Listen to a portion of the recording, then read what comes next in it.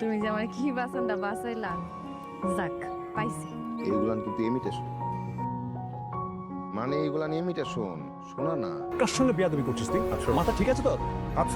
উল্টা পাল্টা করলে কিন্তু একদম জীবন আমার হাত আছে। সামির, শাশুড়ির হারানো গয়না, আর সেই গয়না যখন পাওয়া যায় মেহেরিনের আলমারিতে, এক মুহূর্তে আদরের বউ হয়ে যায় চোর। ভালোবাসা, বিশ্বাস আর পরিবার সব ভেঙে দিয়ে সামির মেহেরিন কি সত্যিই বাড়ি ছেড়ে চিরতরে চলে যাবে? একটা অপমান, একটা মিথ্যে অভিযোগ আর একটা সিদ্ধান্ত যা আজ বদলে দেবে একটা পরিবারের পুরো ভবিষ্যৎ। ২৮ নম্বর পর্বে এমন ধামাকা আছে যা আপনি কল্পনাও করতে পারবেন না। ২৭ নম্বর পর্ব আপনারা ইতিমধ্যেই দেখে ফেলেছেন। সেই পর্বের শেষটা ছিল প্রশ্নে ভরা, রহস্যে মোড়া। আর আজকের ভিডিওটা পুরোপুরি আলাদা, কারণ আজ আমরা কথা বলবো ২৮ নম্বর পর্ব নিয়ে, যেটা হতে চলেছে এটা আমাদেরই গল্প নাটকের শেষ পর্ব। আজ জানব ২৮ নম্বর পর্বে ঠিক কি ঘটতে যাচ্ছে, কোন কোন ভয়ঙ্কর টুইস্ট অপেক্ষা করছে, আর এই গল্পের শেষটা সুখের নাকি ভাঙনের, সবকিছু বলবো আজকের এই ভিডিওতে। তাই ভিউয়ার্স, ভিডিওটা ১ সেকেন্ডও স্কিপ করবেন না। ভিডিওতে ঢোকার আগে ছোট্ট একটা অনুরোধ, আপনি কোন জেলা থেকে ভিডিওটা দেখছেন অবশ্যই কমেন্টে নিজের নাম এবং জেলার নাম লিখে যাবেন। ঢাকা, চট্টগ্রাম, সিলেট, রাজশাহী, খুলনা, যে জেলা থেকেই দেখুন নিজের পরিচয়টা দিয়ে যাবেন। আর যারা এখনও আমাদের চ্যানেলটি সাবস্ক্রাইব করেননি, এখনই সাবস্ক্রাইব করে বেল আইকন অন করে রাখুন। শেষ পর্বের আপডেট সবার আগে পাবেন আপনারাই।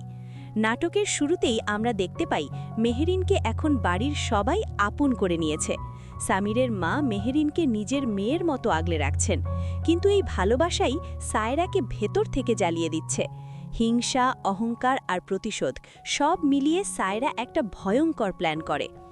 একদিন ইচ্ছাকৃতভাবেই সায়রা মেহেরিনের সাথে ঝগড়া শুরু করে।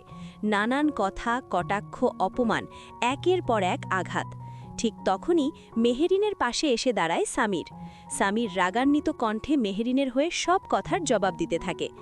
এই দৃশ্য দেখে ফাহাদ দৌড়ে এসে সামিরের কলার ধরে ফেলে এবং ফাহাদ বলতে থাকে, কার সাথে বেয়াদবি করছিস? মাথা ঠিক আছে?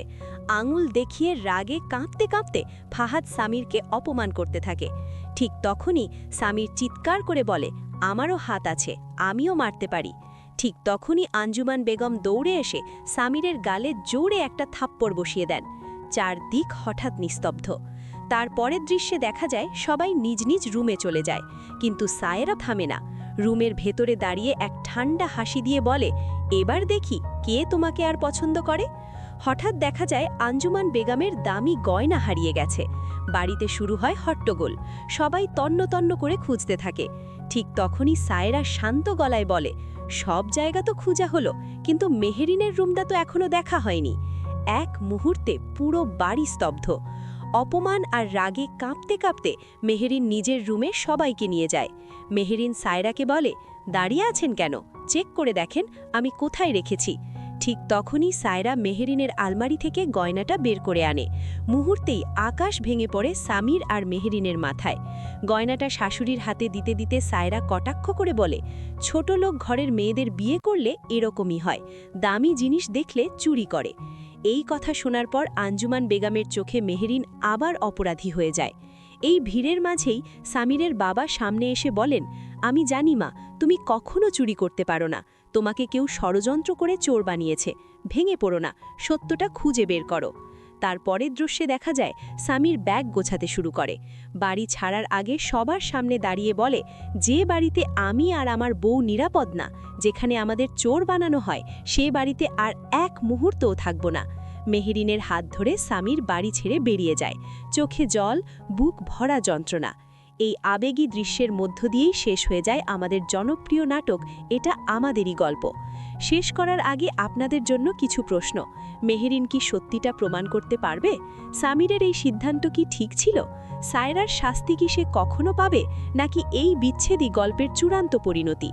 এবার সবচেয়ে গুরুত্বপূর্ণ তথ্য, ২৮ নম্বর পর্ব আসছে আগামীকাল দুপুর ঠিক ১২টায়। ভিডিও ভালো লাগলে লাইক দিন, কমেন্টে জানান আপনি কোন জেলা থেকে ভিডিওটা দেখছেন। আর ভবিষ্যতের আপডেট পেতে চ্যানেলটি সাবস্ক্রাইব করে আমাদের সাথেই থাকুন। আল্লাহ হাফেজ।